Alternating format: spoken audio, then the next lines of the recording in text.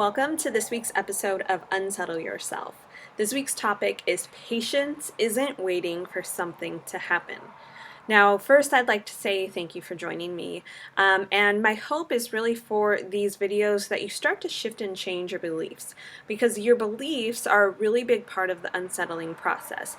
It's really getting rid of these old beliefs that actually don't serve what you're trying to accomplish and how you're trying to move forward with your life. And the unsettling part is it's going to be uncomfortable to change your beliefs at first. It's going to be uncomfortable to change a lot of things at first. So that's why it's part of this unsettling process. And I hope that all the topics that I've been talking about are helping you with that and helping you shift those beliefs to see things a little bit differently, to help shift your paradigm and open up to new possibilities and new ways of thinking so that you do start to unsettle yourself so that you can recreate yourself from the ground up and see where you really want to live your life to its fullest instead of settling for less than you are worth and less than you really want in this lifetime.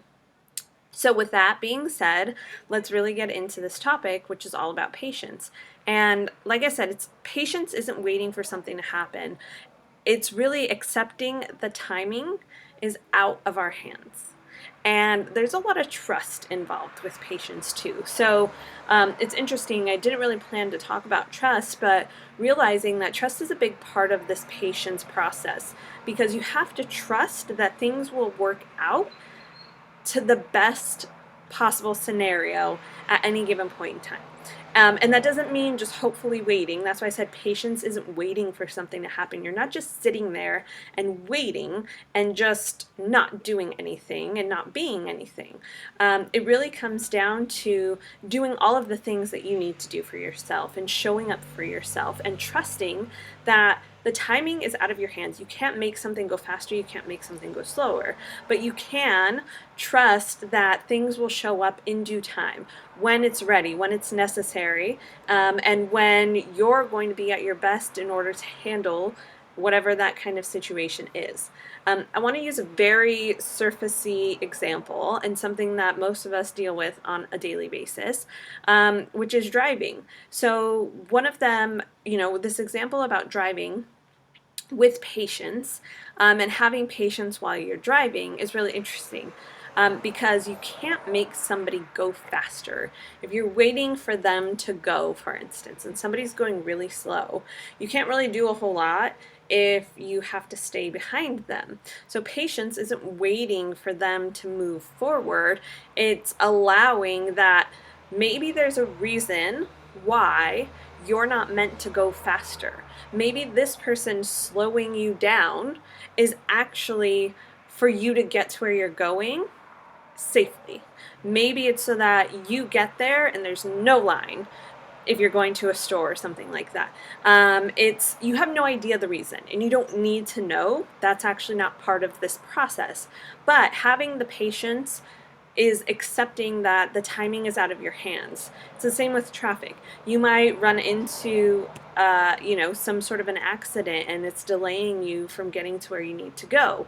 And on a regular day, maybe that's really bad, but also maybe it's preventing something from happening in the future, and it's allowing you to take a pause, to be patient, and getting to where you need to go safely. So you don't really know, and that's where part of this trust comes in. You have to really trust that it's all happening for a reason.